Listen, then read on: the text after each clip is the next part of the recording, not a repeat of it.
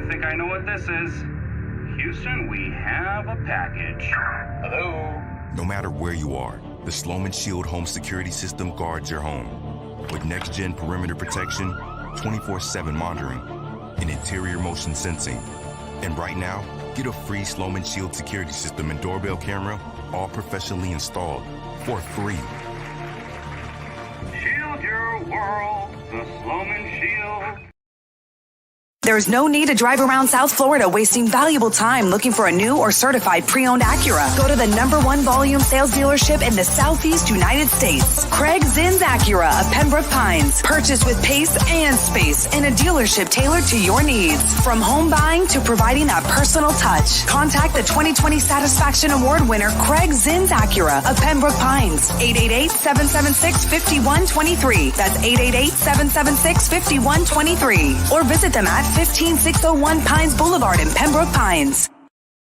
If you're a Miami sports fan, then there's only one store to go to, and that's Caneswear at Miami Fanwear in Davie. They're your one-stop shop for all your inner Miami CF, Canes, Dolphins, Panthers, and Marlins merchandise. They have hats, t-shirts, game day jerseys, and so much more. Located at 2511 South University Drive in Davie, and open 24/7 online at caneswear.com or innermiamiwear.com. Call them at 954-835-5597. Caneswear, the spot where inner Miami and all Miami sports fans shop.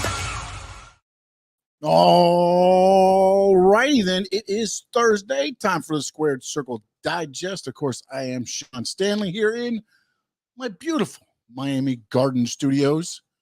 You're listening to us right here on the YouTube, Big O Radio Show YouTube channel. And of course, if you're listening to us on Spotify, two at a time. We got a lot to talk about, buddy. A lot to talk about, and not a whole lot of time, but hey, all the time is valuable. I want to kick off, though, and start talking about AEW Dynamite last night.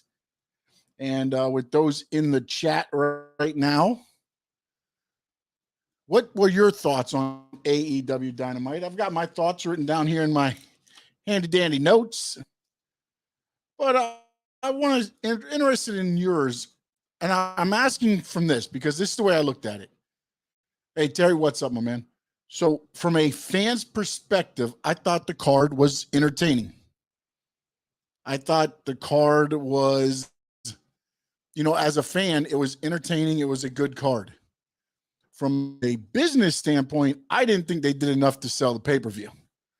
And that, by that, I mean, look, okay, they brought out Moxley to begin the show. He left the open contract in the ring. Ace Steel comes down, grabs it. CM Punk comes out feeling sorry for himself, how he let everybody down. He's in Chicago, and how he let all the fans down. And then Ace Steel comes out and gives him the pep talk, and he takes off his what do you have on, the little hoodie, the sweater hoodie, takes it off, and all of a sudden, then he's all pumped up. He's ready to go because now the match is in Chicago and you're taking on all of Chicago. You beat me in 3 minutes and 30 seconds in Cleveland. But now, damn it, we're in Chicago and I'm going to win. I don't know. It just does not do it for me. And again, I'm not a hardcore AEW guy. I'm not a hardcore WWE guy. I love pro wrestling, and to me, it felt like desperation to put it on the show last week. It didn't build anything to me. This is all from me. I want to hear from you guys in the chat, and I'll get to those chats in a minute. But for me, last night, and then the other question I got, and I'm going to throw my questions out first, then I'll go to the chat. The next question. The trios titles. Why is there a Dynamite final and a Rampage final? You're not Raw and Smackdown. You're not two different brands. It's AEW. It's two different shows. Your final, it should be the semi-final on Dynamite and Rampage, and your final match is on the pay-per-view. But no, you've got a Dynamite final, which Kenny Omega and the Bucks won, which O called again during the liquor split matchup of the night. He's 2-0, by the way, in pro wrestling. So if you want to win some money, let him do some picks for you in wrestling. Not too bad elsewhere either, though. He's up there on the list. So now you've got the Dynamite final, as I just said. Now you've got the Rampage final, which is, I believe is going to be Hangman Page and Dark Order winning. But then you've got the actual final on the pay-per-view. What else didn't make sense to me on the card? Other than that, I mean, like I said, I don't think they built up for the pay-per-view. I don't think they built up to the pay-per-view. They were too busy telling you the matches on the pay-per-view, which is the one thing I thought AEW did superbly, was you knew like a month in advance what kind of the pay-per-view matches were going to be, and then they build up to them. This one, not much of a build-up. Again, they got Rampage, which is coming to you live from Chicago tomorrow night. So we'll see what they add there. But not overall overly impressed with what I saw from the AEW Dynamite. And I was asked earlier if I would be ordering the All Out pay-per-view. And I got to go with the great Vince McMahon. No chance in hell. No, I will not be ordering the AEW pay-per-view. $49.99. I can do a lot of damage at the buffet with $49.99. I'm not wasting it on an AEW pay-per-view that they didn't sell me on. I saw the main event. I saw the main event on free TV. Let's see. Dougie Fresh was in. I am not first. I've never been first. Well, there was that one time with Becky Lynch, the girl with freckles and the overbite. Oh, well, it might have been when she was younger. But hey, it's a first for everybody. Two at the time said, I like the opening and the trios match. The Warlord.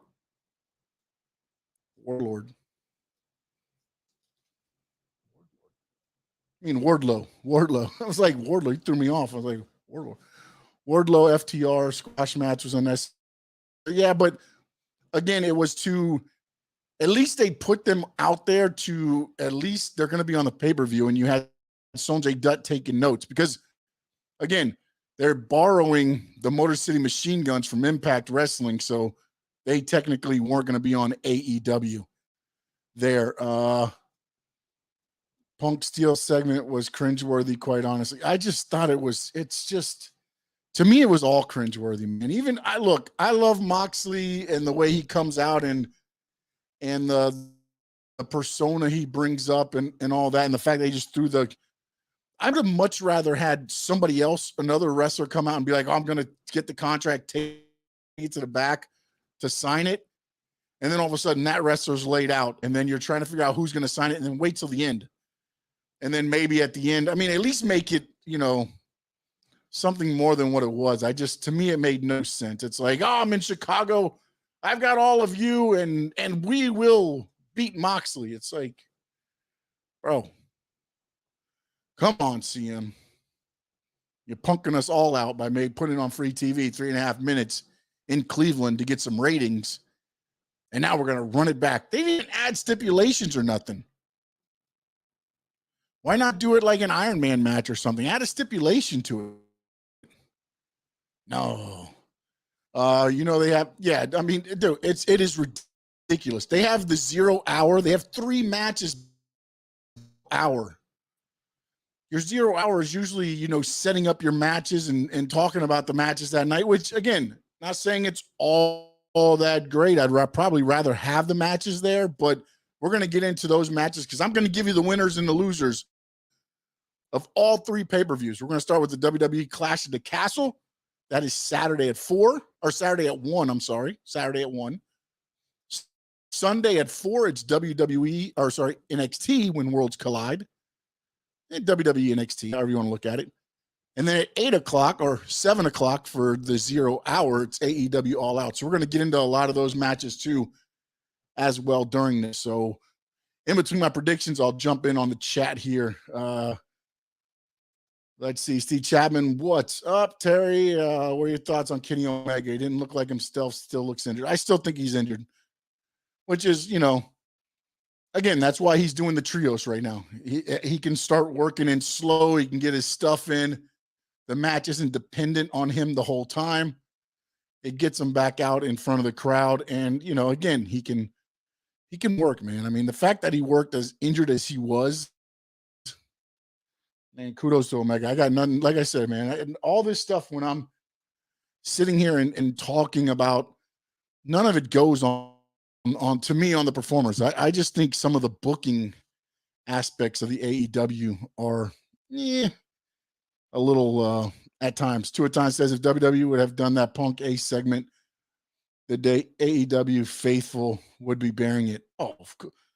But you know what? The same thing is happening though with WWE faithful to AEW. It's always that balance. No matter what happens, you're gonna have your. It's like everything. You got your extremes on both fans, and they're gonna sit there and go, you know, harsh on either way you go. 9-day. Oh, Chad. Okay, Chad. Dude. All right. Can't wait till Zane and Zane are back together. Yeah. Yeah. Finn's Tailgate. Appreciate you, man. Hit that like button. All right. We're going to jump into the wins and losses. Let's see. Sean, I always wanted to know, have you ever been in Olympic style wrestling? P.S. My cousin is Randy Lewis. If you know him. No, I was never like a Greco-Roman type guy. No, I did high school and then some shoot fighting, you know, just training wise. But no, I've never done the Olympic style wrestling. No. Let's see. Armando trying to get me and Big O in a celebrity death match MTV. I mean, why would you do that? We just had talk today about, you know, the kumbaya, you know, it's food. It's, you know, sports. Those are our kumbayas. He's got his music. I got my wrestling, and now you got us doing a death match. I mean, damn. Maybe if Stone Cold's the referee. We'll see. We'll see if Stone Cold a referee. Maybe. I won't say no to the whole idea, but maybe. All right. So Clash of the Castle coming to you Saturday, 1:00 Eastern on Peacock. The main event, the undisputed WWE Universal Championship. Roman Reigns will take on Drew McIntyre. And this is where I don't have a good feel on how Triple H books. If he's going to book like wild card moments, if he's going to book, you know, kind of straight down the middle. It's very interesting because, like I said, I wanted to wait a few months to try to get a good grasp on it, because in this match alone, there is so many ways you could go. You still have Theory that has the Money in the Bank briefcases. You brought in Karrion Kross. You've got the bloodline with the Usos and Sami Zayn. There's so many ways to where you can kind of, you know, go disqualification route. You could have Theory cash in a briefcase and maybe one of them maybe McIntyre pins Theory. And then there's, well, what do we do with the titles? Because McIntyre wins the match now, but he didn't pin technically Roman Reigns. So, you know, you could go that route and then kind of be like, well, what do we do with the titles? Find out on Raw on Monday night or something like that. You know, again, I don't have a good feel necessarily on how Triple H is going to book the bigger events. This to me is going to be a little bit of a test to kind of see. I mean, we saw the surprises at SummerSlam and those there. So the surprises, you know, I doubt you'll see a lot of surprises on this card just because they're going to be over in England. So I doubt you're going to see a lot of necessarily surprises here, but I'm wondering if maybe a surprise booking will be, you know, throw Theory in, have him cash in, and Drew McIntyre catch him with a Claymore. 1, 2, 3, he's pinned. But McIntyre wins, but technically Reigns didn't lose. What happens to the titles? Maybe they end up, you know, separating the titles, and Reigns will keep the WWE title, and then the Universal title goes to McIntyre. I don't know. Again, that's why I want to try to see here, but there's a lot of ways they can go with the Roman Reigns, Drew McIntyre, and really not have to have Reigns technically get beat in this match. So it'll be interesting. Finn's Tailgate said, did football, boxing, and wrestling, and far and away wrestling was the hardest sport, most demanding physically and emotionally, nothing like a guy picking you up off your feet, throwing you around. Yeah, no, it was different. I did football, wrestling, and baseball. And wrestling is, you can get, I've seen guys get humbled pretty quickly in wrestling. And again, it's one of those sports to where, the training that you have to put in for a, what I forget what I think it was 2-3, it was a 3-minute rounds or something, but the amount of, training and just cardio that you put in over and over, repetition after repetition after repetition, wrestling by far was probably, the most demanding, as you were saying there, Finn's Tailgate. Armando Swan, liquor split matchup, Roman. Okay, you're going to take Roman? All right. Cody's returning at the Rumble and winning it a la John Cena at the 08 Rumble, going for Roman at Mania. No. When Cody comes back, I believe Cody will take Seth. It's going to be Seth and Cody when he comes back. And again, I think ultimately right now, the main event for WrestleMania 39 is going to be Rock versus Roman Reigns. That is penciled in. Now, do they get to it? Is it going to be the final one? I don't know. As of right now, my understanding, Roman did a podcast and he said, it looks better than ever, especially since The Rock put it on his TV show. If you remember on The Rock, the one, it's The Rock. It's Roman comes up and I think they're watching WrestleMania on TV and The Rock said, maybe one day me and you will be headlining WrestleMania. And that was on the Young Rock show. So again, it's one of those things to where that is, I think, the penciled in main event for WrestleMania. That's the matchup they want to get to. Again, to get to April next year is a long time.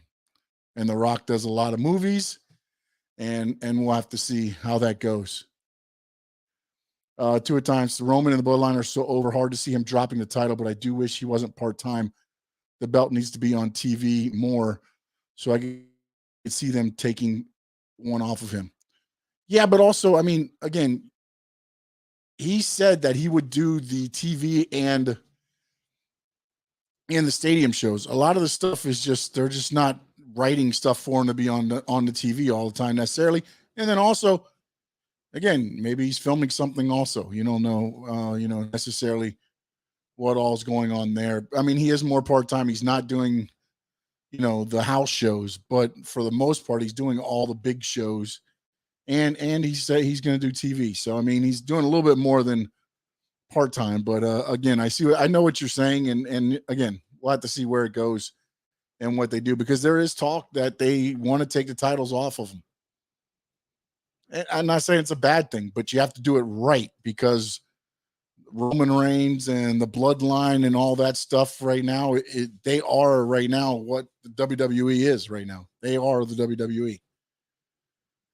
Interesting note that came across today, and we'll see if it happens. Braun Strowman has re-signed with WWE and will be at Raw. So we'll see. And that Raw is coming from Cleveland. So we'll have to see necessarily if that is one of the things that happens, and maybe he'll figure into the, he won't figure into the main event in England or anything like that, but maybe once they get back to Raw, it'll be something there. You don't need a title for Rock versus Roman, though. That match doesn't need a title. No, it doesn't. And if it does have a title, I can almost tell you which way it's going to go. But I think ultimately it's going to be kind of like, The Rock passing to Roman, the whole Bloodline storyline, I think, comes together. I think you're going to see more, this be depicted more as a family thing more than a title. The head of the table, he's going to challenge, The Rock's going to challenge him for the position of head of the table. So I agree 100%. It doesn't have to have a title, but you have to smartly remove the titles from him. However that works out. I just don't think it's, he gets pinned and then that's it. And then you just have to smartly do it. Boss B says, damn, I got sidetracked. Well, you're here now. That's why don't see Roman losing. Yeah, I'm waiting for Bray to come back. Ballsby, good evening, wrestling fans. Yep, 100%. And then let's see, moving on down the card. Again, honestly, I mean, it's a good card, but not like, you can tell it's kind of like one of those, the SmackDown Women's Champion Liv Morgan versus Shayna Baszler. Liv Morgan. I mean, they put the title on her, the Ronda Rousey thing. If anybody takes the title off Liv Morgan, I think it's going to be Ronda Rousey. Bianca Belair, Alexa Bliss, and Asuka taking on Bayley, Dakota Kai, and Io Sky. I combined the two. I think you got to let Bayley, Dakota Kai, and Io Sky win this.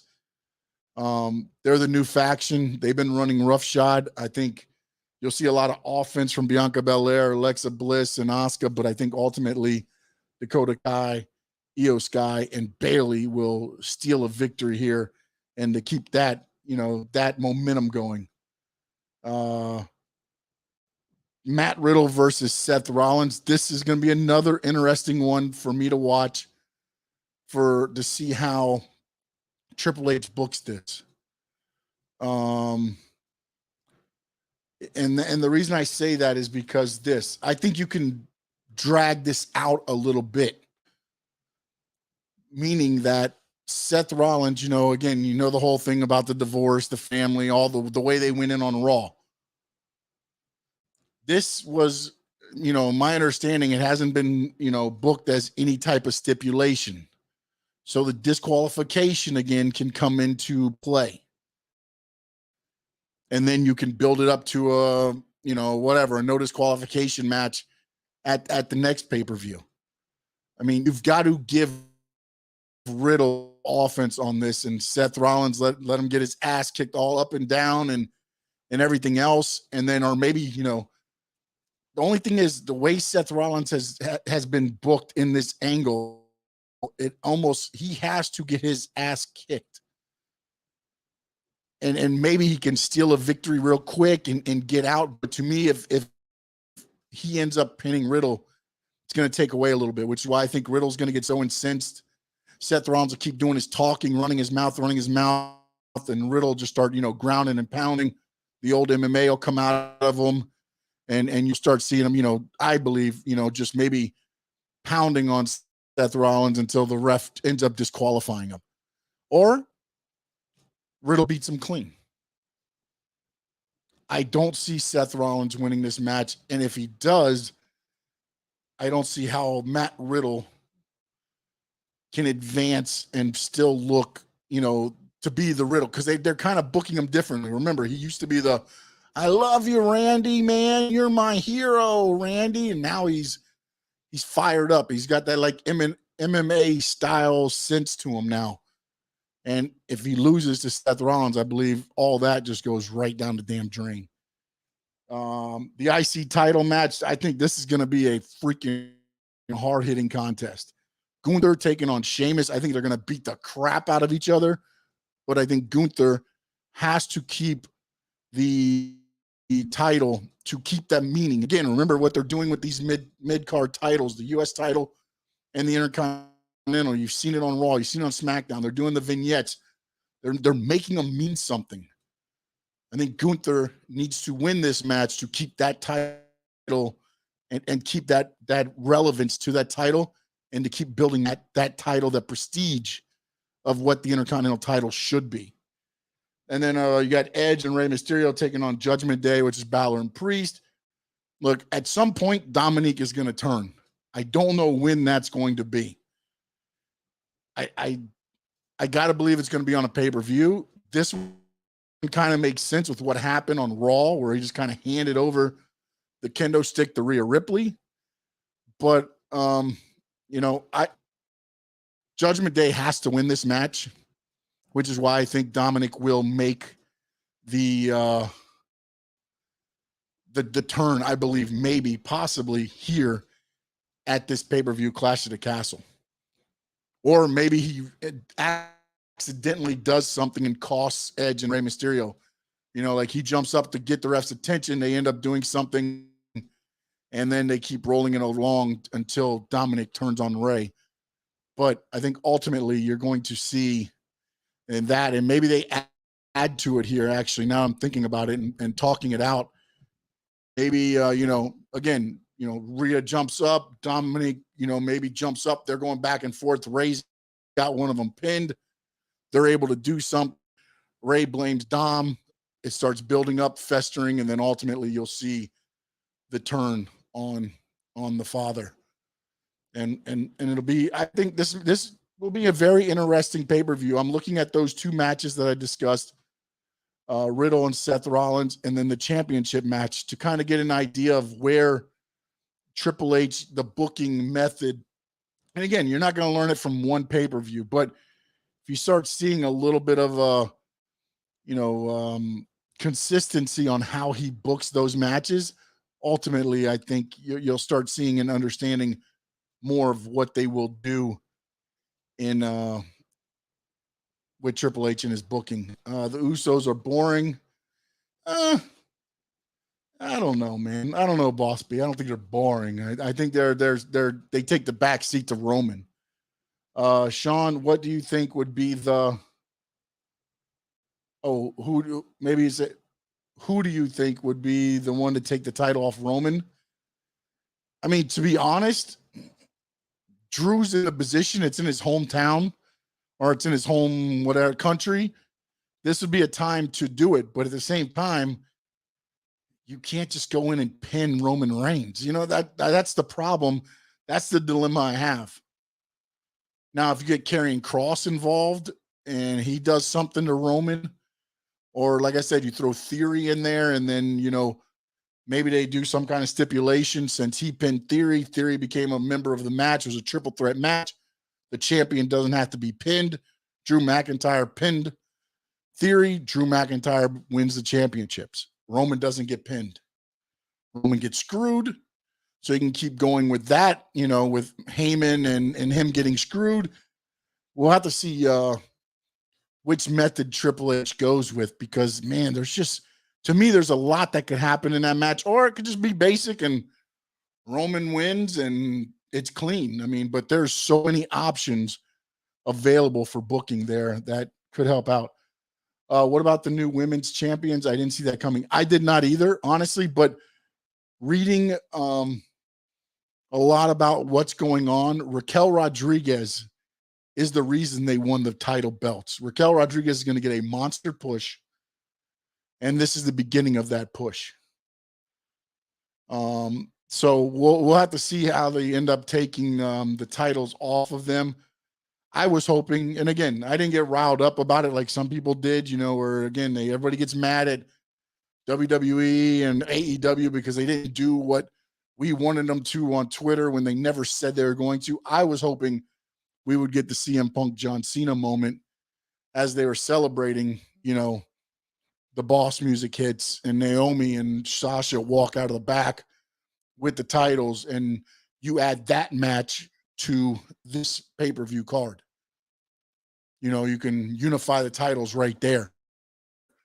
And again, you could still throw, however, a surprise win for Raquel, but at that point, I think my understanding now, since they want to push Raquel so much, it would make sense the reason they didn't do that and they just put the titles on the way they did. Boca Raton Championship Wrestling gives you an opportunity to walk with the wrestler down to the ring for $500. Wow. Okay. That's a smart idea, man. That's a pretty good idea. I mean, if you got people, I guess, there that it's in Boca, so I'm guessing you can put that money to good use there. Steve says, I like the heat between Riddle and Rollins. It seems more believable than other feuds. Like there's real animosity between the two. Again, one of the things is you can invest emotionally in it because it feels raw. It feels real. You know what I'm saying? It's not one of those things where, again, my whole problem with what they were doing with Riddle was the whole, Randy, man, I can't wait till you get back. That's what Vince McMahon's Riddle was.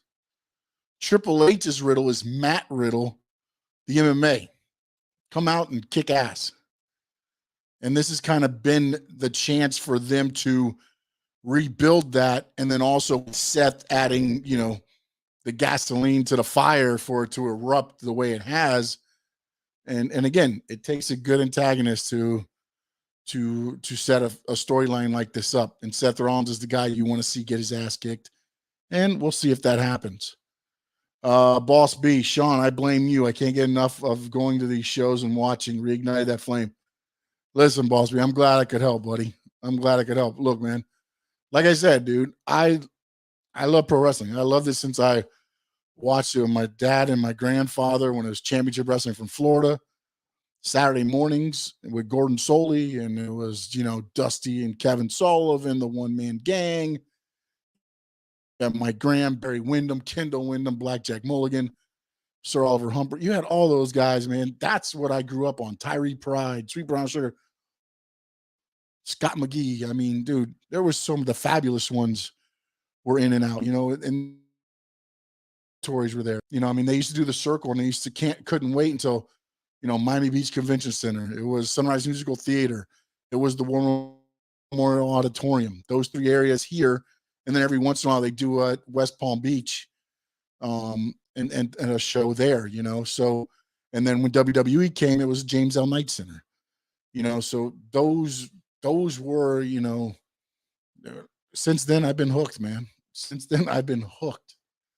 And when I was in the military and I got a chance to go to a show and I asked them how to get trained and they showed me and introduced me to it. And then I got out of the military, came back down here, got trained, and it was a great ride. It was a good ride, and I'm having fun doing it and talking about it and being able to talk with you guys here on this show. Really hope to have that opportunity to go see a show. Oh no, definitely, boss. But yeah, just right now it's crazy with the show and the season now kicking off. And I mean, I'm taking a break from editing right now so I can do this show to go back to editing to get ready for tomorrow. Let's see here. I think they're wasting Edge in a tag team match. They aren't taking full advantage of Edge versus Judgment Day. I don't know if they're wasting him in a tag team. The problem with that is if you have Edge take on Finn Balor, it's not going to be one-on-one.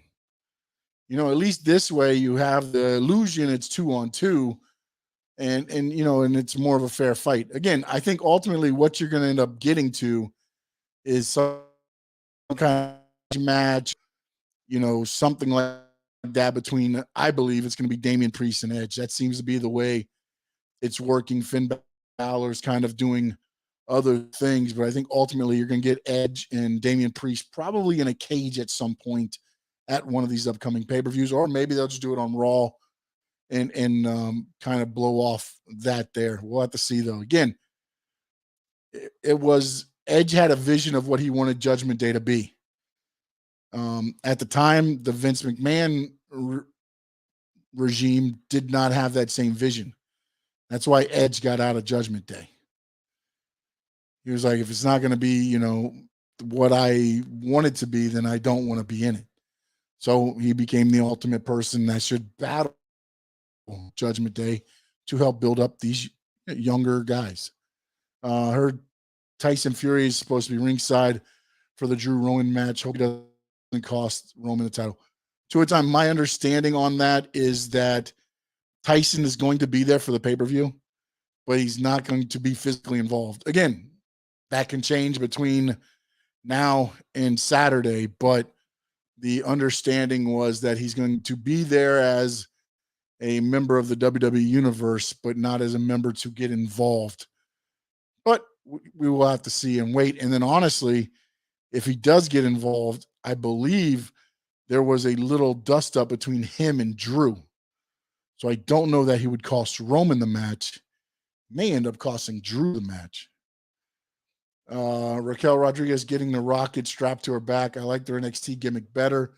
She is awesome, though. Yeah. No, I like the Raquel better there, too. Took me a while to get used to Rodriguez. But we'll see. Terry says, Sean, what about Theory cash in, makes it a triple threat? And Drew, no, that's what I said. But the whole thing, what they can do with that, Terry, is say, they could hold up the titles and then they could be like, this is what we're going to do in fairness. Roman didn't get pinned. He will remain the WWE heavyweight champion. Drew McIntyre got the pin. He will now become the WWE Universal Champion. Now they've divided the titles up, kind of made it in a storyline because Theory Theory ends up not cashing in the Money in the Bank successfully. He gets pinned, which is the ultimate, I believe, what they want to happen anyways, because, again, Theory is going to end up cashing in the briefcase and losing the match. Why not do it here? And then now you also have a storyline to divide the two titles up and make both sides happy. Technically, it's pro wrestling, so not everybody's going to be happy. Papo TV, Sub Sean, what is up? Boss B says, it's funny, my dad hated wrestling. My grandfather didn't watch. I kind of fell into it. I watched live shows at Palm Beach Auditorium. Dude, it happens, man. I had friends that, they watched it over my house and then they became kind of, fan, not hooked, but they would watch it. You know what I'm saying? It's not like me where, I'm at 8 o'clock, I'm turning into, I'm watching Chicago Fire in so I can catch the beginning of Raw just in case, something happens. Bossby says, do you find AEW slacking? When I saw that Moxley Punk match in quickly, I was like, WTF. Look, my problem with this whole thing was it felt desperate. And again, more that I read, apparently it was pitched by Moxley to kind of run it in Cleveland. And again, I don't know that he said, hey, let me beat Punk in 3 minutes. And I found it odd that they started the match at 9 o'clock. So I said, something's fishy here. I was hoping it would be a run-in and then they would, again, because WWE's done this many times. They said, hey, you know what? The pay-per-view match is going to happen right here tonight. And then what would happen? They'd send down a tag team, attack both of them. Then they would end up teaming up instead of fighting each other. And then they would fight another tag team. So it's not something, but what was odd to me was the fact that you had him lose in 30 seconds. And you had him, again, however, maybe his foot's not fully healed, but you had him that was the reason he lost. And then he gets carried back to the back, dejected. Then he returns this week dejected, but because Ace Steel, who is a good friend of his, comes in and reminds him that they're in Chicago, now he can fire up, and now I'm supposed to drop $50 on a pay-per-view because now CM Punk's foot is apparently healed, so we're not going to have the same incident happen that happened on live TV. It feels a lot to me like desperation. And honestly, this card from AEW, I mean, look, if I'm a diehard AEW person, I'm buying it. I'm not a diehard AEW person. From a pro wrestling, fan, it's a great card. Am I going to spend $50 on it? Hell no. Hell no. If I can get it somewhere else, I'll watch it. I ain't paying that shit for it. Let's see. Are Doudrop and Nikki Ash staying on NXT? I'm going to dive into When Worlds Collide next, Boss B. So I'll give you my thoughts on that. Do you know if they will replay Clash in prime time? Can't see myself watching in the middle of a Saturday afternoon. Can't imagine that would go over too well with the old ball and chain. No, Steve, they are, once they play live on Peacock, you can go back and watch them whenever you want. It's on Peacock. If you have the subscription, you can watch it whenever you want. After it's over, you can tune in whenever you want. Hit the play button and sit back and relax and enjoy some wrestling. Bossy says, I'm glad WWE's on Peacock. Yeah. Now I'm thinking they are taking the title off Moxley. They are. That was the ultimate, finish to this whole thing is Punk is the face of your company. CM Punk is AEW. CM Punk is AEW what Roman Reigns is to WWE. That's the gist of it. That is the whole gist of it. And I think what happened to me and understand is maybe, Moxley understands, he knows what the final outcome of this is. So his thought maybe was, you know what, allow me to win them the interim title and unify them to become the AEW champion and then have Punk beat me in his hometown to become the champion once again. But, you know, again, it just, to me, it's one of those things where it's just, it feels odd that you can put a title match on, give us 3 minutes, 30 seconds, have the challenge, one of the guys, his foot that was surgically repaired, you're playing that as the injury. And now all of a sudden he's fine and he's running around and he's jumping up and down with the fans and he's all revived because why? We're in Chicago. Shit don't make sense. All right. So now we're going to look at WWE and NXT when worlds collide. This is an interesting card because, again, some of the NXT UK guys, I'm not going to say I know a lot about. Tyler Bates, I do know a little bit about, but a lot of my hedging on this stuff is because I think a lot of these guys you're going to start seeing moved up to the main roster. And that's why I think Braun Breaker is going to probably lose the title to Tyler Bates. And it would be interesting to see because, again, Tommaso Ciampa came in and talked to him. You had Finn Balor come in and talk to Braun Breaker. Again, it probably won't be Finn Balor because he's overseas, but maybe Ciampa gets involved and costs Braun Breaker, and then Braun Breaker ends up showing up at Raw, and then Ciampa will be his first opponent. So one of those things is why I'm kind of leaning. It's because more so I think Braun Breaker is going to get elevated. Also, Solo Sakai also is probably going to get elevated soon to join the Bloodline. So it looks like we're going to probably have another member of the Bloodline coming up as well. You got the NXT Women's Champion Mandy Rose, the NXT UK Women's Champion Meiko Satomura. Been trying to say that all day. And Blaine Davenport. Again, you've had Satomura has had the title for over 400 days. Mandy Rose has had the title for over 300. Blair Davenport is one of the ones that they're kind of pushing now. And again, I think, and as Tua Time just said, I think Mandy Rose and Toxic Attraction are probably getting elevated. She's not winning the title. She's not winning. I think she's going to drop her title. I think Blair Davenport is going to end up becoming the women's champion. Because I think the other two, Mandy Rose and Mako, are going to get elevated.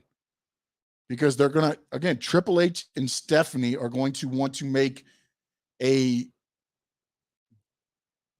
diehard effort at this women's division. If you can bring back, you bring back in Ronda, you start Mandy Rose to spend enough time in NXT, I think she's elevated her status. Toxic Attraction, the tag team, they're great. You bring them up as well. You've got Bayley coming back now. You're going to have Becky when she returns from her injury. I mean, you're going to have a stacked women's division. Raquel Rodriguez, if you bring back Sasha and Naomi, you got a damn stacked division. So that's why I think, and again, a lot of this is doing with, I just think there are going to be some moves here coming up soon. Might not happen, the first Raw, the Smackdown, but I think you'll start seeing a lot of them being filtered through from NXT roster. You got the tag team unification. It's a four-way Diamond Mine, Josh Briggs, and Brooks Jensen. Diamond Mine is the NXT champions. Briggs and Jensen are the NXT UK tag team champions. Gallus and Pretty Deadly. I think Gallus, the way they are booking them on NXT, Gallus is going to win this. And also, I think Diamond Mine, again, oh man, what am I drawing? The Creeds, again, they're still a little bit raw, but they're that team that kind of reminds me of what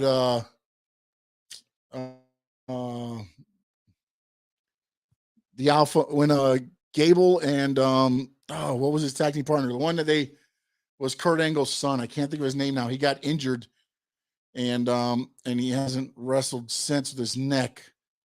Man, I can't remember his name now, but that's who they remind me of with their their wrestling background and all that. I can see them getting elevated as well. So I think Gallus can end up winning that.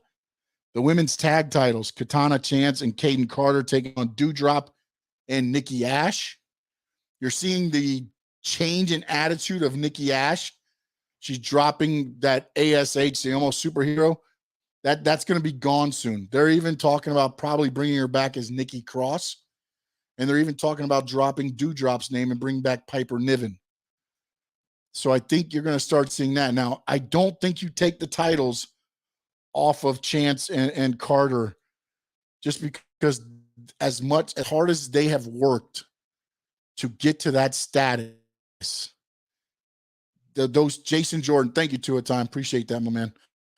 So, but when you sit there and you look at how hard they work to get to those NXT titles, it helps them build that title. It makes the tag titles mean something.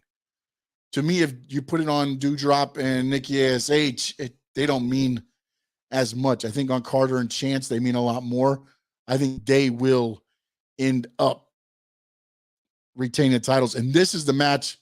This thing right here, Sunday, 4 p.m. on Peacock.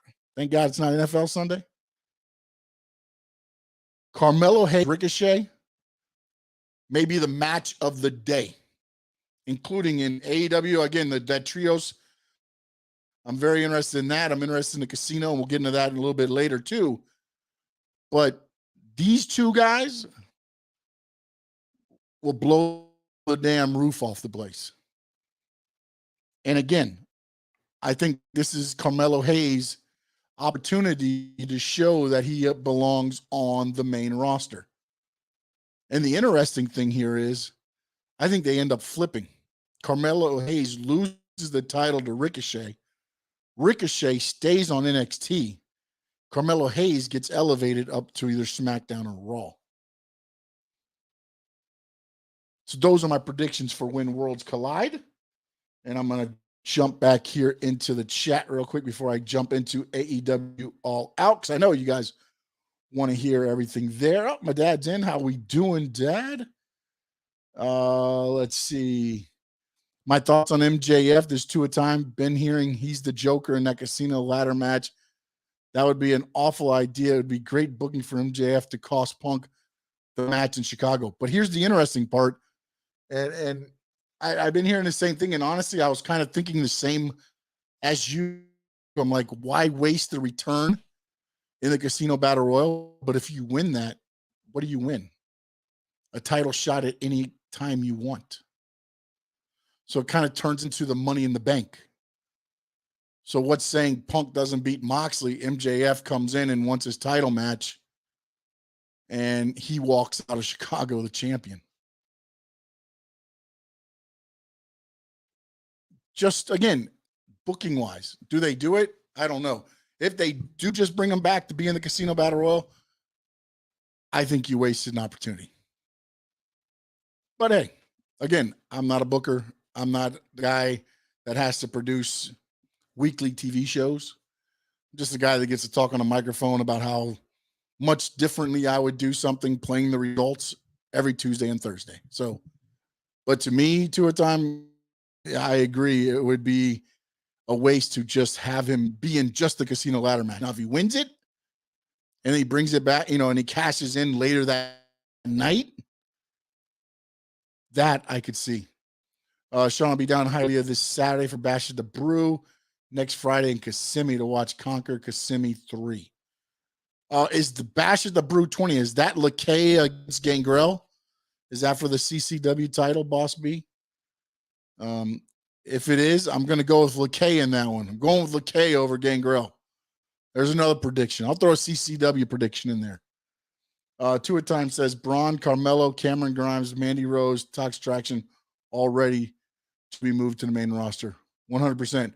And don't forget about Flair. Two at time. Thank you, buddy. You're right. Charlotte Flair hasn't returned. That's one of the things, man. It's that the women's division could get very interesting for WWE. Very interesting. When Braun Strowman comes back, what are they going to do with him? Terry, I wish I could sit there and tell you. My thought is possibly the U.S. title and feud with Lashley for to begin with, maybe. Just because the only thing, like, look, if Drew wins, however we look at it, if somehow they give Drew one of the belts, I don't know that he wins both belts, but if he does, whatever. I believe Karrion Kross is the feud for Drew McIntyre from there for a little bit. Now, does Braun Strowman jump into that right away and they make it a triple threat? We'll have to see. I just don't know where necessarily throw him in. Or, again, they said he's going to show up on Raw, but that don't mean that he can't also show up on SmackDown as well. So, again, maybe he ends up, back down there as well. I went to the Kumite show. It was awesome to see where they train. The wrestlers, for the most part, know who I am now because they see me so often. So what you got to do, Boss B, man. Get in there, man. And let's see, 2 at a time. That's George Boss B. Not sure you follow Impact, but you see that they won't release Lady Frost. No, they're not going to release her, man. No way. No way, buddy. She's good. She's very good. Boss B is going to NXT a demotion. You know something, man? It depends how you want to look at it. But look, NXT doesn't travel. They train in Orlando. So again, this might be time. Maybe Ricochet said, "Hey, look, I need some family time." Okay, this is what we're gonna do. We're gonna have you, be Carmelo. We're gonna elevate Carmelo up. We'll put you in the NXT brand. You just kind of train, and you'll always be in Orlando. Minus, again, when they do the Win Worlds Collide and different pay-per-views, you might have to travel a little bit. So I mean, you can look at it as a demotion a little bit, or you can look at it as a chance to maybe you can stay there and wrestle in Orlando and you don't have to leave the travel. Again, it's a chance you keep, relevant, but you don't have to do all the traveling if you have something going on. So demotion depends how you want to look at it. But remember, the one thing that they were going to do, and I thought they should have done, was they're making it 3 brands. It was NXT, it was Raw. They were on a good pace to make NXT, but the problem happened was with Vince McMahon was you had AEW, and night and NXT were on the same night. AEW was doing a little bit better than what NXT was doing, so he put the kibosh on it and made it his own. He got rid of Triple H at the time, and then Triple H had his, hard episode, but now everything seems to be back. I would be happy if they if they made it a 3rd brand again. But again, now they've brought in so much young talent and they're doing the NIL deals with, you've got Laredo there now. The twins that are also with the Canes, they're there. They train up there as well. They're part of the NIL next in line, training at the facility, working out. So it's going to be very interesting to see what they do. But as far as demotion, I mean, again, man, maybe you can look at it as demotion, but it also might just mean might need some time off. Just don't want to travel. Boca, no, Ariel Levy versus, okay. Well, I'll go with Ariel. Boca is Ariel Levy versus LeKay. I'm going to take Ariel on both of them. So they already give the result of the show. The Boca show is after the bash and says Levy versus LeKay. Oh, okay. All right. Anthony Mazzano, Anthony Manzano. Hi, Sean. Oh, Frankie Fresco said yo. Sorry about that. Frankie's getting called out again. About time. I mean, maybe what are we gonna start doing? Just Frankie, why don't you shoot me a message on when you're able to start, and then what I'll do is I'll start the show on your schedule. So am I right, buddy? Just kidding, buddy. Just kidding, Frankie. Don't go after me, man. No chair to the head.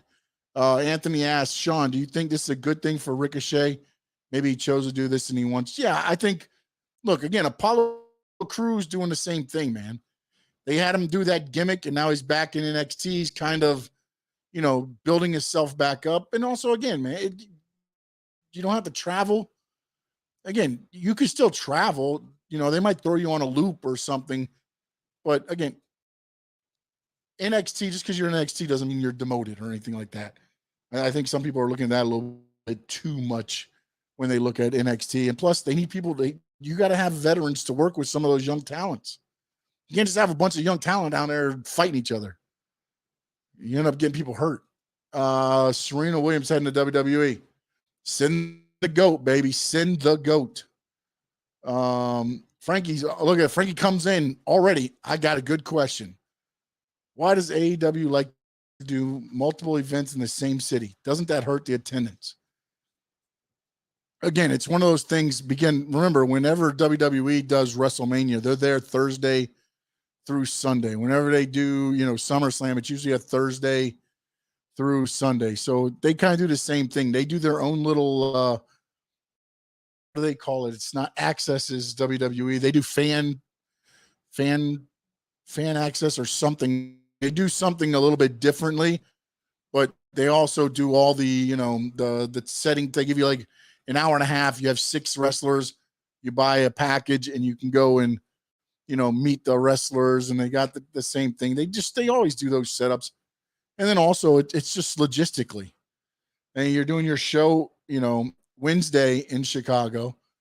So now your truck's going to drive somewhere for Friday's show, live show, and then pack up and then drive again and stay in the same building and just run it. I mean, however you want to look at it that way. I mean, does it hurt attendance? I mean, you can paper events too as well. I mean, most of your buys are already done. So now you're giving stations, radio stations tickets to give away. You're, inviting the Boys and Girls Club. You're doing whatever you can do there. Let's see. Hialeah Park needs some shows, Frankie. That's a great idea. I agree. And then watching the boxing out there, man, I was looking at and I was like, they could probably host an AEW. I don't know about WWE unless maybe like a house show, but then the attendance wouldn't be that good. I think they could do like an AEW Dynamite with the way they set it up, because the way they do the boxing, it's on the outside by the track. And then they set up the stage covering and they put them, they put the ring underneath the little canopy area. And then there's some seats around the ring. And then of course you got the grandstands behind. So there's definitely some value there for an AEW. The only, when we used to wrestle, we used to wrestle in Miccosukee Indian Casino is where we used to wrestle in the white bubble outside. We used to do shows there. The only thing with Hialeah Park, I think it might be a little bit too much to rent possibly for a smaller company. Like, again, CCW, maybe Bogart's on. I mean, if you can sell enough of guys to walk people to the ring, things like that. So, again, it's one of those things where I think it's going to need to be like an AEW or, I always thought about, if you could do like a super show, I think Hialeah Park would be a great place. Because there's a lot of place on the outside where you can set up and do like meet and greets. Then you got the ring, you got all those the areas, inside the hallways there, where you could also set up booths or anything like that. It'd be a cool little thing. I know Championship Wrestling from Florida is doing something in Tampa in November, I believe it is. So might try to cruise up there and see some of those guys. I know Magnum TA, some of the others are going to be on there as well. Is AEW having trouble selling out their pay-per-view this weekend? The last thing I saw, Frankie, I can't remember the let me look that up right now. I don't think it was sold out necessarily. And I apologize doing this on the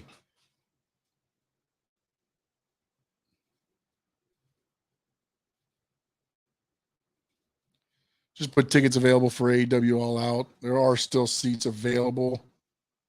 I can't remember what the There's a on Twitter, there's a site that does it. I can't remember what it's called. I think it's @Tix.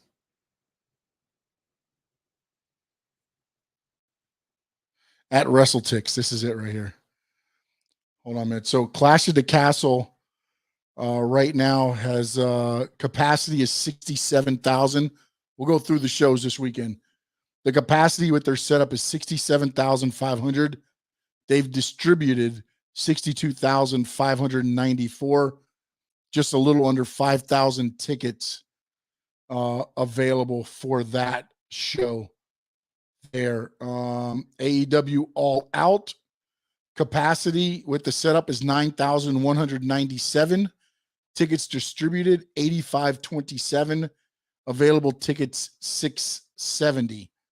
So no, it doesn't look like they're having that much trouble selling out, and they just opened up some seats there. The Monday Night Raw in the Pittsburgh capacity was 7,500. They sold 73. So, you know, I mean, again, I think ticket sales are doing pretty good. So, you know, again, they're going to do a good house there, and then pay-per-view. I mean, again, diehards, AEW diehards are going to buy the pay-per-view. I don't know if they sold it to a casual wrestling fan or to somebody that was on the thing. Sean, did you see what Tony Khan said about Kylie Ting? She was also trending on Twitter a few weeks ago. Boss B, not see that, but I know that she was very high on their radar just because of the stuff she did during the COVID with Red Velvet, Cody, and all them there. Frankie, first, I was asking CCW High can become a ref. Oh boy. First, you got to show up on time, Frankie. Cowboy Bill Watts, Dusty Rhodes, Nemesis in the early 70s. You're right, good. Two at times says, what's up with Adam Cole? Last time I saw him, they turned on Elite. Haven't seen them since. I also heard Bobby Fish is a free agent. Might make sense to put him with Roderick Strong together as a tag team. Yeah, and you kind of see the dissension in the Diamond Mine with Roderick Strong kind of going that way. The problem with Bobby Fish, though, is I like him, but he doesn't stay healthy. He does not stay healthy. And I believe that was some of what the issue was with him in AEW. Now, and the interesting thing is, I believe that Omega and the Bucks were going to win the Trios title, and then Adam Cole was going to be able to come back, and it was going to be the Elite against the Undisputed Era. And now that's off the table. My understanding is Malachi Black and Adam Cole, I believe, both signed 5-year deals. And I believe they're both on the first year of those 5-year deals. I don't know what Bobby Fish and Kyle O'Reilly and them signed, but I believe Adam Cole and Malachi Black, because there was some talk about Malachi Black not being happy and wanting out, and AEW was like, nope. And apparently everything's been smoothed over. So we'll have to see. You see why it makes no sense to do 3 events in the same city, because some people can't afford all 3, so they'll pick and choose. Yeah, but also they'll do packages. There's packages available. You can just buy, you know, whatever. WWE does the same thing. Frankie, they had a young kid, Green as could be, as the ref for the Gangrel match. Yeah, they train refs, managers, everything there, man. Announcers, they do all, man. Get good training there, man. Do they still do battle royals? They do. We have the Royal Rumble. AEW does a battle royal almost every other month to set up for a number 1 contender for one of the titles. There's still battle royals. I actually won a battle royal one time, and I'm still waiting for my $10,000 check. And I won it my first year in wrestling. I still haven't got that check yet. It's in the mail though, but I got to hold the big check at the thing. Sean, why do the WWE live crowds look so dead during Raw and SmackDown compared to AEW crowds? It's just the way they're trained, man. Vince doesn't want the rowdy, ruckus crowd to take. He used to hate the night after WrestleMania because those crowds would hijack Raw. And also one of the other things which is interesting, and I did not know this, and I was reading, and one of the reasons WWE wanted to go to TV 14 was so they didn't have to mute their audience and allow them to say whatever they wanted to say. I guess at TV 14, there's some things that, of course, can't be said. So they have to kind of mute out the crowd, which is why you hear sometimes so much of the piped in sound from WWE, which was one of the reasons they wanted to go to PG 14. But I believe now that's been shelved. But it was interesting when I was reading about it because I just found it interesting that is the reason they wanted to go, so they can kind of let the crowds, take over. But the real reason to me is that they're conditioned to a time to just react to. It's just like the wrestlers. The wrestlers are trained. Whenever I go to an event, I usually ask, is it a TV taping or is it a house show? A house show means, of course, it's not on TV. Raw and SmackDown are your TV tapings. I don't like going to the TV tapings because Raw, you're trained as a pro wrestler, especially in the WWE machine. You wrestle for the red light. You don't wrestle for the 7,500 people that are watching you in the arena. They've already paid their money. You're wrestling for the millions watching at home so that they'll pay their money to come see you in their town. When you go to a house show, you'll usually get a little more interaction from the wrestlers. So that's why I like house shows, because usually they're themselves. They're not wrestling for the red light. The match is over. They got to run back to the locker room because now the next vignette or the next, segment is going to start. Because again, when you're on TV, every second is money. But just my 2 cents. That's what I believe it is. It's just they're conditioned to not react because they're not getting.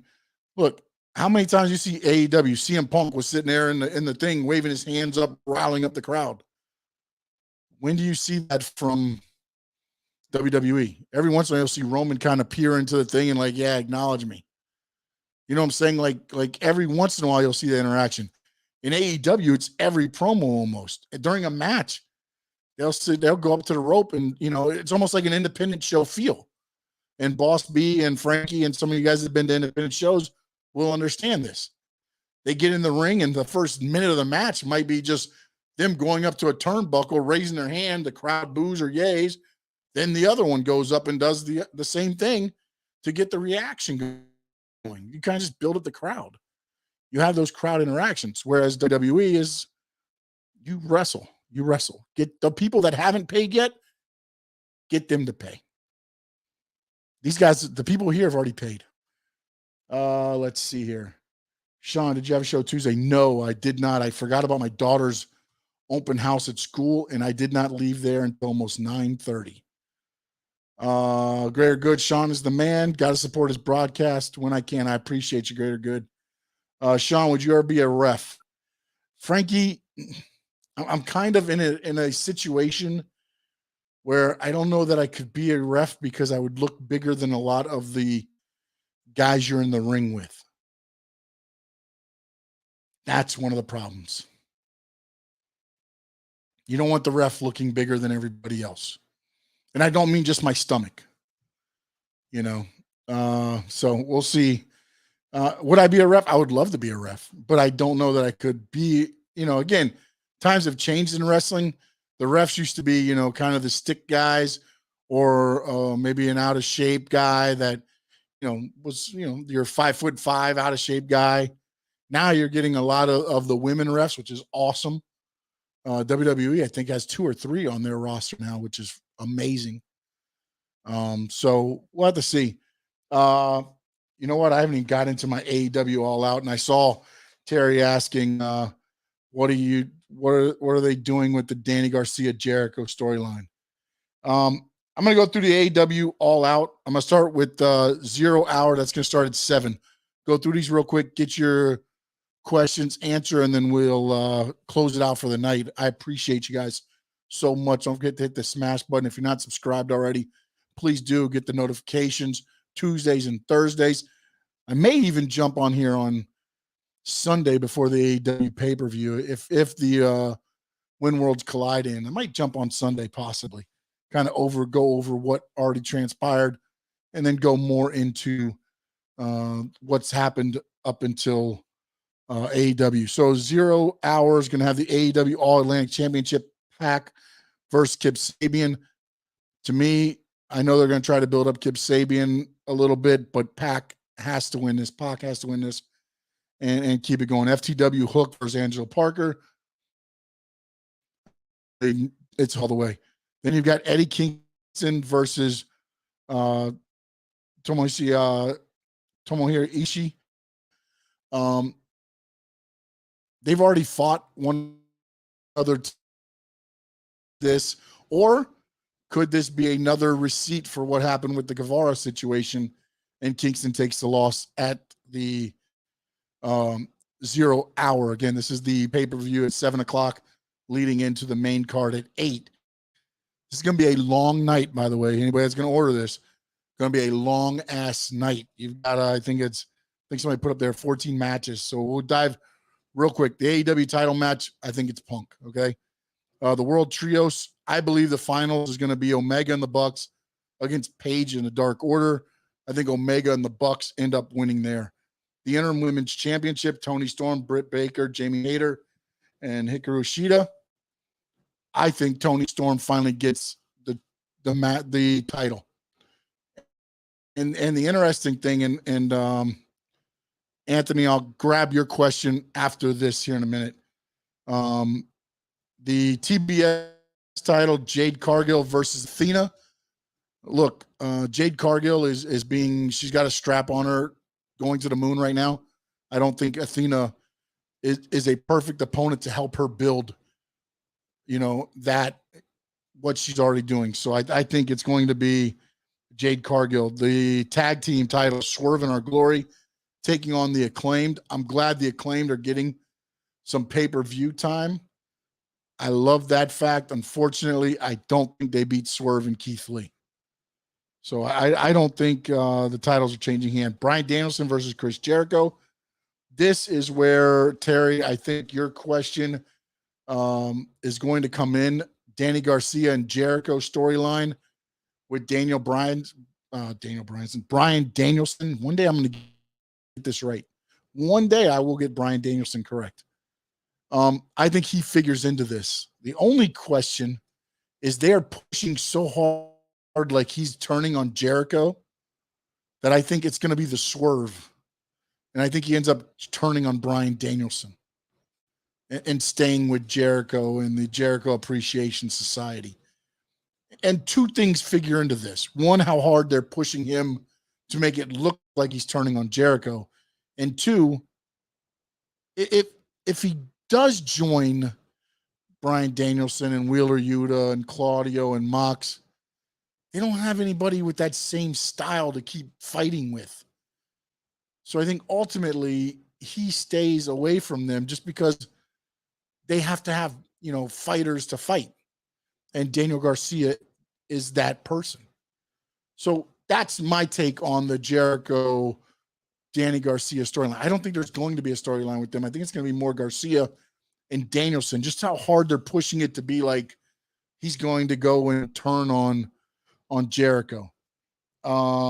Sting, Darby Allin, Miro against House of Black. This match was made last night. I know they've been, they sprayed mist in Sting's face and Miro's face, so it's been building for a little while. I could have, you've had Brody King destroy Darby Allin a couple times. Then he ended up pinning Brody. So we'll see, but I think it's going to be, to me, it should be House of Black. If you're going to build up House of Black, this is a match they have to win. But with Sting in it, he's jumping off the balcony. He said it's showtime. So I think ultimately Darby Allin's going to be the one getting pinned. Or I could be wrong, but I think if you want to build up House of Black and House of Black is going to be around, this is a match they need to win. Sting and them need to look strong, Miro and everything. Maybe Darby takes the pin or whatever. But I think House of Black has to win that one. You got Jungle Boy against Christian Cage. Jungle Boy will win this match and start getting pushed up this is the perfect they've done this storyline, I think, very good to kind of build up the aggressive side of Jungle Boy. So you just don't picture him as the guy with the dinosaur, Luchasaurus. So I think now is the perfect time, and you're going to start seeing him run away with that. FTR, Wardlow taking on Jay Lethal, Morrissey, Machine Guns. FTR and Wardlow win this. Ricky Starks against Powerhouse Hobbs. This is really a toss-up, man. I know they want to push both these guys. I think now is the time. I think Ricky Starks could take the loss more than Powerhouse Hobbs. I think Powerhouse Hobbs needs to have the victory to keep ascending, whereas Ricky Starks can recover from it and go on. You got the Casino ladder match, which is Claudio Castagnoli, Wheeler Yuta, Pinto Oscuro, Ray Phoenix, Roosh, Andre El Idolo, Dante Martin in the wild card, which people are saying might be MJF. The Casino Battle Royal sets you up if you win for a shot at the title. So, when you look at that, I really don't know who's going to win this, but when I, by subtraction, I know Roosh ain't winning. I know Ray Phoenix probably ain't winning. Penta's probably not winning. Dante Martin's not winning. Andrade, Wheeler, Claudio, the wild card. It's going to be one of those four, because then you can put them in a program and go against Punk. Let's see. Terry, I got there. Anthony said, Sean, honestly, this whole situation with Thunder Rosa and Britt Baker, I blame on Tony allowing Baker to write her own promos and going to live TV without him, or creative checking and fixing promos. Yeah, but also, you gotta have some tough skin. You gotta have thick skin. And remember, there was other performers that left having issues with Thunder Rosa at the beginning of AEW. And I'm not saying it's Thunder Rosa. I have no skin in this game with anybody here. But again, it's one of those things to where, look, if you think that anything went on TV without being, technically looked over, I won't say that they word for word. I know last night Ace Steel got fined because he dropped the F-bomb on live TV. I know he got fined. He's having to pay a fine, not only, to the thing. So there's stuff that it's not like they're going to go out there and just, spitball the whole thing. But also, Thunder Rosa broke Jamie Hayter's nose. You can sit there and say, if you get upset about promos, then talk to somebody. Eddie Kingston, take that for what it is. But at least at some point he said, you know what? I'm going to talk to you. Maybe he handled it unprofessionally and wrong. But, that's how you handle stuff. It's not like, I don't get it. I've been in locker rooms with guys that have been, in WWE, and when they come back, they kind of, they give us the pointers, like how things, you sit down with your, you go over what you're going to build. If it's going to be a long-term program, you get together and say, hey, this is what we're starting tonight. It's going to roll over to this show, to this show, to this show will be the big blow-off. I can't believe that that's not happening on a AEW show. If your feelings are getting hurt, then maybe sometimes, again, man, I'm just saying, maybe look for a different line of work.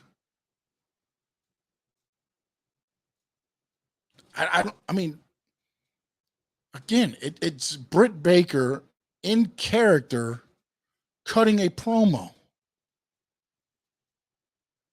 And maybe she went off a little off thing. Then when she gets to the back, hey, that doesn't need to be said. That doesn't. But again, that's not the first time I've heard somebody having an issue technically with Thunder Rosa.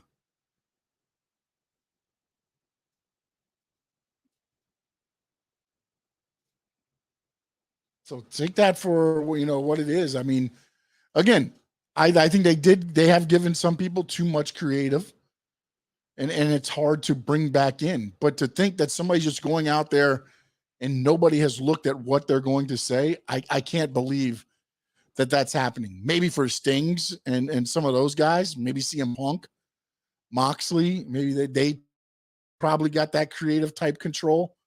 Britt Baker does not have that type of control. There's no way. No way.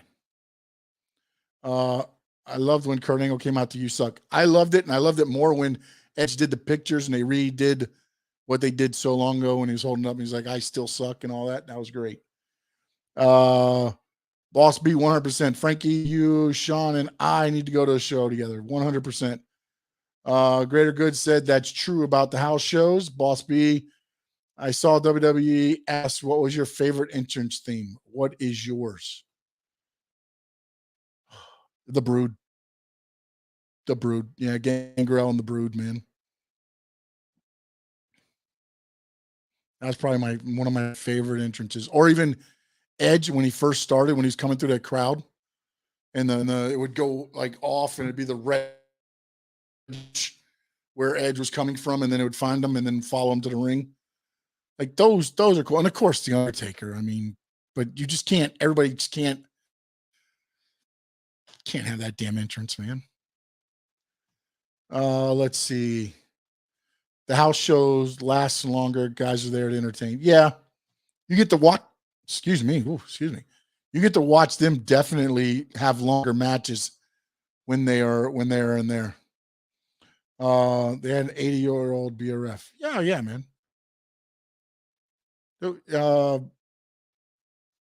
Bruce Owens is who you need to talk to, Frankie. Talk to Bruce Owens. The baby canceled his show in Atlanta, sold less than 500 tickets. He may be coming to a ring near you.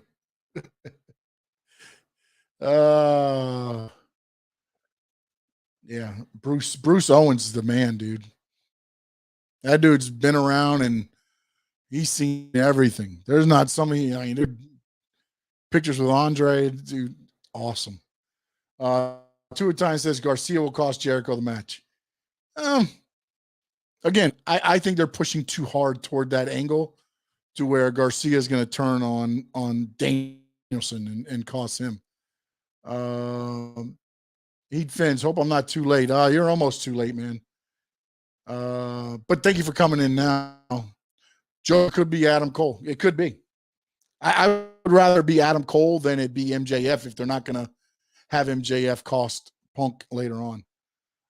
Sean, what if Naomi, Sasha, and Bianca became a faction team BAD 2.0? I honestly think after Naomi and Sasha, Naomi's going to end up, I believe, in the bloodline somehow. Somehow, I believe she's going to end up there with was it Jimmy? With Jimmy. When you've seen online, someone said Ospreay has more 5-star Malik Angle combined. Kevin Nash chimed in and said, "How's his merch sales?" Yeah, I saw it. It's true though, man. It's look, man. God bless Will Ospreay, dude. Dude is magnificent in the ring. And he never gets hurt. Never gets hurt. But again, in WWE in those days, John Cena has 5 moves. You're not having a 5-star match with John Cena. You can have a great match with John Cena. You can have a great story, a 5-star story. But unfortunately, for people nowadays who think of 5-star matches, there's got to be a 640 involved, and then somebody's got to hit, the top rope and bounce over and land on the guardrails, and then back moonsault onto somebody. Like, I mean, that stuff's good, well and good, but again, Billy. Oh, you know what? I sent this to myself, man. This is how good I am. I actually sent something to myself for the show, and I totally forgot about it. Because, man, tell me I didn't send it to myself now. Damn it. Or did I send to my email? I think I sent to my email. But there was a Billy Gunn sat down with a podcast, and it was very eye-opening to me. And again, remember, Billy Gunn is a coach at AEW, okay? Sorry, I have a whole bunch of stuff here. I think it's this one.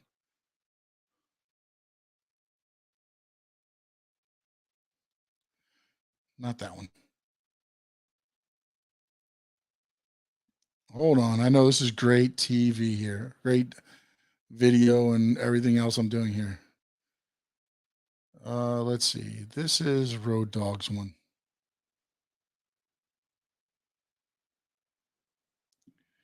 That was Road Dogg on AEW. Let's see. One of these is going to be Billy Gunn. Here it is. All right. So this is Billy Gunn. Remember, he's a coach at AEW, and I apologize. He says, I asked the talent as their coach if they want to do this for a long time like me, or if they only want to do it for a couple of years because your body can't take going out there and trying to have a main event of WrestleMania style 5-star match every single time. They're killing themselves instead of setting a pace and taking it easy in certain situations that call for it. They'll do that on dark, and it's nothing against the darker elevation shows, but those are secondary shows. Even when you're on Dynamite and Rampage, that doesn't mean you have to unload everything you have in 7 minutes. Sometimes more is less. I think you meant to say sometimes less is more. With the way wrestling is these days, fans will forget about a match that just move in a heartbeat. But if you slow down, tell a story, then in the last match of the feud, go out there and have a great match. It not only saves your body, but it helps your longevity in the business on so many levels. So, I mean, again, it's one of those things to where, what do you consider a 5-star match?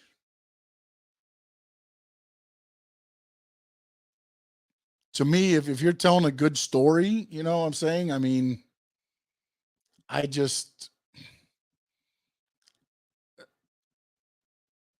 Will Ospreay's awesome. He can do stuff that I can't even dream of doing. A lot of these guys can. But at the same time, it needs to make sense to me. It needs to tell a story to hook me, you know, invest emotionally and watch and say, yes, I want to keep watching this. I'm not just there for watching some guy that I can watch on a trampoline. It needs to make sense. I'm not saying they can't do, you know, 640s and all that. Look at Ricochet in WWE. He learned how to kind of, you know, turn his style and blend it to the WWE style. Is it what you would see from Ricochet if he was at a independent show and he wasn't with WWE? Probably not. But again, you can't go out there every night and just flip and flop. Because if you are, you know, think about this in the WWE schedule. Usually they'll Friday Smackdown. Their house shows are Saturday and Sunday. And then they're also Raw on Monday.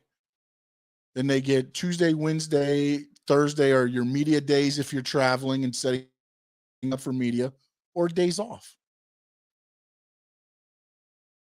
But again, and then you got your pay-per-views thrown in there too. Man, you just can't kill yourself and throw your always. I mean, and that's the other thing too. Like when independent wrestling, again, there wasn't as many opportunities as there is now, because a lot of them were, if you work for this place, you can't work for that place, and this and that back in the day. So, you know, again, you might wrestle. I was wrestling Friday, I might do a show in Tampa. Saturday, I'm driving to do a show in Pompano. And then if I can, maybe there's a Sunday show, you know, maybe back in Tampa that I'm driving back to. You know, but that was kind of the schedule. And then, so now not only am I, you know, you're wrestling, driving back for a show, and that you still need to hit the gym. You still need to eat. And that's just as independent. It's not even being on TV. It's a very tough situation, you know? So it's one of those things where you just got to how to get your body. The fact that Ospreay does it, travels to and from, Japan and overseas and everything else, man. Dude, more power to him, man. And he's earned a lot of those 5-star matches. Some of them were not 5-star in my book, as far as, I just don't think it's all about holy shit. It's not always holy shit. It needs to be holy shit that actually made sense. Like last night, they ended up doing the Young Bucks finisher on the Bucks. I thought that was a pretty cool moment. He didn't hit it perfectly, but I thought that was a cool moment to see. Be like, okay, that makes sense. Sean, what are your thoughts on Morrissey? I don't know about AEW with the big guys. They had Lance Hoyt or Lance Archer, whatever the hell you want to call him. Where is he now? Miro. Now you got Morrissey. I mean, when you Luchasaurus, what big guy, King, rest in peace, Brody Lee. That's probably one of the only big guys that I've seen actually, do real well in AEW. And I might be missing somebody, so if you can throw somebody in the chat that maybe I'm missing. They don't do real well on the big guys. So, and during the meeting, Thunder Rosa said, "Don't put certain things in the promo," and yet Tony allowed Baker to say that. Don't you find that very unfair? I mean, look, I don't know what was said, but at the same time, I mean, you can't have a laundry list of stuff you don't want said just because you don't want it said. Does it build in? Is it a personal attack? I mean, hell, look what happened with Riddle and Seth Rollins the other day. They brought in the divorce. Your kid nobody wants to be with you. You're by yourself. You know what I'm saying? I mean, like, there's certain things that you put in to build the feud. So again, maybe, again, I don't know what the issue is with Thunder Rosa backstage. I don't know her at all. She seems like a pretty cool ass person. The little bit I know about her, I've read about her, I've seen on her social media and everything else, but it just seems like a lot of people get rubbed the wrong way working with her. Ivelisse left, Britt Baker, Jamie Hayter. I mean, at some point you got to start saying, me? And again, I'm not saying that it's fair or unfair, but what is it that you don't want in the promo? Let's see. Is there anyone in the wrestling world that can keep up with Brock Lesnar? I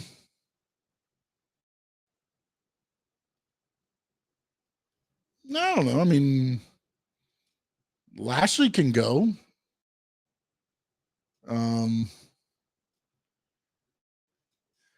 Not as big as Brock Lesnar, but I mean, again, he's undefeated in MMA. He's done pretty good for himself. I'm not saying that he can keep up with Brock Lesnar, but I mean, Brock Lesnar's a little bit of a freak, but Bobby Lashley's pretty freaky too. Do I follow Disco Inferno? No. I follow him to hear the crap that he talks or says, and then I follow to see him get destroyed by people. But that's pretty much it. And I don't know him from anybody else, but I've heard numerous stories and talked to people that know stuff that, it's all good. What do you think about him? Disco? I don't know enough to formulate a 100% opinion. If I ran into him, I would talk to him. I'd be cordial. I'd introduce myself, and then I would form my own opinion. But it's one of those things where I would not go out of my way if we were in the same place. I'm not going someplace to meet the Disco Inferno or Glenn Gilberti or whatever you want to call. I'm talking speed, agility, strength. Oh, shit, no. Hey, Bobby Lashley again. Lashley's freakishly strong. I as strong as freaking Brock. But then again, You know, Boogs is pretty damn strong too. But then I don't know about the speed and agility. There's certain people that might be able to keep up with them in one aspect, but across the whole thing, I don't think so. Let's see. Two at times exactly. Sean Hogan versus Rock was nowhere near a 5-star match, but the electricity and excitement of the match was 5-star. Yeah. To me, a 5-star match meets everything. It meets in the ring, the story that you tell the story perfectly, the build up to the match, the stories told in the ring. To me, that again is why I love pro wrestling. The storytelling. I love the action in there too. Don't get me wrong. I love the moves. I love the guys that can do stuff that I could never dream to do. But I love it more when it's a story. And again, maybe it's from the era I grew up in. The Dusty Rhodes versus the Horsemen, with Ric Flair and everything. Those stories just never stopped. They added different people in. Nikita Koloff come in. Magnum TA until his accident come in. The Rock and Roll Express come in. They took people in and out of the feud, but the storyline feud was always Flair and Rhodes. And they threw everybody else in to get to those moves. And again, 90% of the time, think about this, 90% of the time, and that, that happened, Dusty lost in the end. He beat Tully, he'd beat Arn, he'd beat Ole, he'd beat Barry, he'd beat Luger, but he could never beat Flair for the title. A couple times he did early on, don't get me wrong. I'm not saying early on, but I'm saying at rest. It's crazy sometimes, man. Wardlow, you know what, man? Good job. Good job to a time, Terry. Thank you. Wardlow, they have hit on. I wish they'd do more for him. But, yeah, they've done something with him. Dusty Rhodes and Macho Man, they used to set up and tear down the ring and seating for the city of West Palm Beach. Back. Joel's awesome, man. Awesome. I remember one time I went to Yankee Stadium. At the time, it's where Inter Miami is now, where the old Lockhart Stadium is. And I don't know what the issue with Flair was at that time, but he was in a wheelchair. And then they wheeled him in. They did the things, and then he wrestled 45 minutes back into the wheelchair, back into the car, and gone. And I was just like, Jesus Christ, man. Again, I don't know if it was part of the work. I don't know. I was so young back then. I didn't know. I just know I watched this guy get wheeled in. Then I watched him wrestle for 45 minutes. And then I watched him get taken out. So, again, some of these guys that are just awesome. Yes, apparently in the promo that the article was talking about, Rosa told Tony not to allow Baker to put the word hot dog in terms of how to describe Rosa performs. I think... Yeah, but if she got mad because she's called her a hot dog in the ring, like she's I don't know, man. I don't know if there's more. There's more to that whole story. I've heard things and read things, and again, you know how I tell you guys, believe half of what you see and nothing of what you hear. But there was stories out that, Rosa, when she broke Jamie Hayter's nose, she went and hid. So that, she was afraid. And things like that. And again, I don't know. There's so many damn different stories, and everybody has their own. And this person might be talking to Rosa. This person's getting a story from Britt. This person's getting a story from whoever else is in the back that's watching from afar. So, again, try to piece it together the best you can there. I think the one young guy just recently got drafted Raw, maybe to kill Brock. Yeah, but I just don't know, because Brock has got that level to where he can gear it up if he needs to. Not saying these guys don't, but man, Brock's got that one, just like right when you think it's just like a whole nother level. Man, he just starts throwing people. Let's see. Oh, I'm solo tonight. Chad's watching. Yeah, I believe it was weekly. Really, WWF did weekly shows in West Palm Beach. Wow, that's awesome. That is awesome. 89-90 is my first show. They're always in West Palm Beach. I know they did the West Palm Beach, and every once in a while they do the James L. Knight Center. I think they only ended up doing like 4 shows down here at the James L. Knight Center. WWE did. It was mostly, I guess NWA, WCW. That was down here. All right, guys, get a couple more questions in, and then I'm gonna let you go, man. It's been a great show. I appreciate you guys. Appreciate all support. If you download the podcast, keep it going. Make sure you hit that like button, subscribe, everything else. Anthony says, Sean, that's the issue with AEW. Sometimes maybe they have to quicker pace matches to cater to their fan base that maybe has a short attention span. Yeah, I mean, but that goes back to what I was saying, where they're catering to their hardcore audience. And again, not a bad thing, but I just don't think you can grow that way. It was interesting. I was watching NXT tonight, and they actually had the NXT UK Women's Champion. They put a vignette together. Beth Phoenix was talking about her. She did, they were introducing her before When Worlds Collide. And I don't see that same thing. Will Ospreay got a little bit of TV time before, and I get it. A lot of people know who Will Ospreay is. But again, your casual wrestling fan might not know. To me, I think they should start putting together little vignettes showing some of these guys that are coming. When you have these guys coming in, the guys that you don't see every week.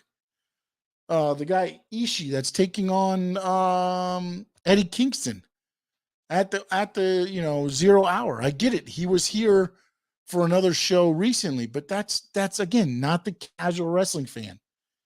You need to understand that, yes, you have your hardcore audience. And again, by the way, this AEW did a 1.02. The one with Moxley Punk in it did a 1.1. So not even that much better. Because they're not drawing a new crowd. They're just staying the same. And maybe that's what they want to do. Maybe they're okay with that. Maybe that's their plan. But then they need to stop worrying about competing with WWE and just be the best AEW can be. Because right now, the only competition is SmackDown and Raw. And by the way, Raw did another 2.1 this week. SmackDown did a 2.2. SmackDown is on Fox, which, of course, national TV. Raw's on USA Network. Raw is jubilant over this new course that WWE is taking. Now, can they withstand it? We shall see. But right now, Raw USA is happy as hell. Let's see here. Can't focus on long drawn out storytelling matches like that. I'm sorry, you ran out of space up there. Okay. A short attention span and can't focus on long drawn out storytelling matches like that. Yeah, but again, it goes back to me. To me, it is, you don't have to sit there and do a 45-minute match and everything else, but it depends on what you want the prestige to be. With the Braun news, I'd expect Raw to be back in 2 range again. I don't know if Raw, if I don't think Braun